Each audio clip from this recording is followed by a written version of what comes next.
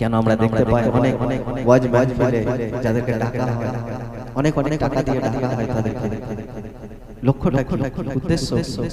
উদ্দেশ্য একটাই, যে এত যে বান্দা গুনাহ করছে, আল্লাহ কেউ নেই, সকলেরই একটার পর একটা অসুবিধা লেগেই আছে।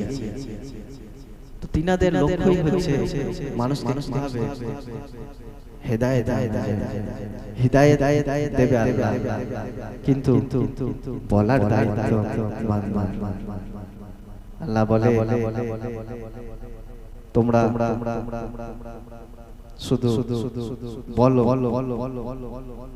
হেদায়েত দেব আমি, যাকে আমি পছন্দ করি। তো আমরা শয়তানের চিন্তা ভাবনা,